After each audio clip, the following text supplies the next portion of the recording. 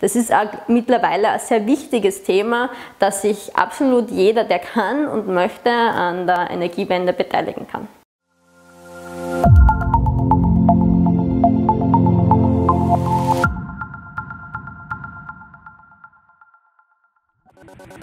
Okay, was ist eine Energiegemeinschaft? Wir wissen alle, Klimawandel, wir brauchen mehr erneuerbare Energien, wir wollen grüneren Strom. So, jetzt haben wir das Problem, wir müssen den grünen Strom irgendwo erzeugen. Natürlich können wir da große Windkraftanlagen machen, aber oft haben wir das Problem, dass wir dann dort Strom erzeugen, wo wir ihn gar nicht verbrauchen. Und dann müssen wir dafür unsere elektrischen Netze verwenden. Und wenn das gerade sehr viel ist, dann kann das zu viel sein für unsere Netze. Das heißt, am einfachsten wäre es, wenn wir unseren Strom dort erzeugen, wo wir ihn brauchen.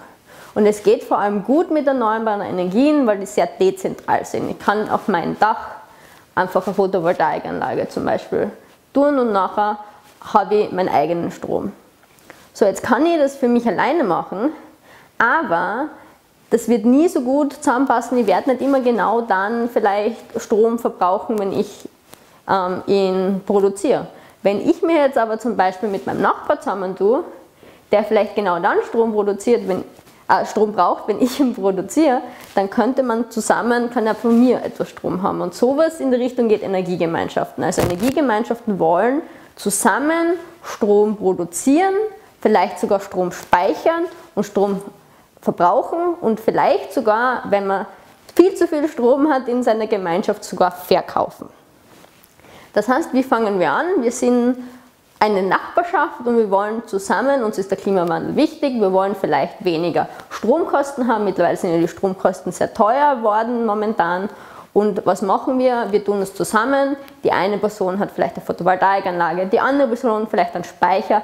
Vielleicht habe ich dann wiederum einen dritten Haushalt, den es nicht so gut geht, die sich nicht leisten können, die aber dort auch mitmachen wollen. Das geht natürlich auch und dann hat man eine Gemeinschaft von verschiedenen Verbrauchern und verschiedenen Produzenten von Strom und man tut sich da zusammen und gründet eine Energiegemeinschaft. Das ist natürlich, das kann man ganz klein machen, man kann es in der Nachbarschaft machen, das ist dann eine lokale Energiegemeinschaft. Man kann aber auch ein bisschen weiter weg voneinander sein, dann ist man eine regionale erneuerbare Energiegemeinschaft und wenn man ganz weit weg ist, dann kann man trotzdem das machen und eine Bürgerenergiegemeinschaft machen. Das ist dann zwar auf der technischen Seite nicht mehr so, aber trotzdem kann ich sagen, ich habe einen Kollegen im Vorarlberg, der hat eine Photovoltaikanlage und der kann mir trotzdem seinen Strom verkaufen. Man muss da aufpassen, rein technisch schaut es schon so aus, dass der Strom dann wahrscheinlich nicht genau bei mir ankommt, aber rein auf der wirtschaftlichen Seite funktioniert das. So, jetzt zurück zu unserer kleinen lokalen Energiegemeinschaft. Wir können das gründen und sagen, passt, wir machen das zusammen und nachher können wir einfach sagen, gut, wir setzen uns ein Ziel, wir wollen so wenig wie möglich Stromkosten haben. Das heißt, wir schauen, dass wir genau dann, wenn wir zum Beispiel einen Speicher haben, dann schauen, dass wir so viel wie möglich Strom dort reingeben, wenn der Strom teuer ist. Oder wenn der Strom gerade teuer ist, dass wir halt vielleicht wenig verbrauchen und so weiter und so fort. Oder wir können sagen, uns ist das Geld nicht so wichtig, wir wollen schauen, wir wollen so viel wie möglich von der Energie, die wir erzeugen, wollen wir selber verbrauchen. Das heißt, da versuchen wir vielleicht ein bisschen unsere Verbrauchspattern sozusagen anzupassen, dass wir zu der Zeit verbrauchen, wenn wir produzieren oder auch dafür vielleicht einen Speicher nutzen, dass wir das machen. Oder was mittlerweile auch ganz viele gern hätten, man will autark sein. Für die Autarkie gibt es zwei Definitionen, die man verwenden kann. Das eine ist, ich will so wenig wie möglich Strom vom Netz dazu kaufen.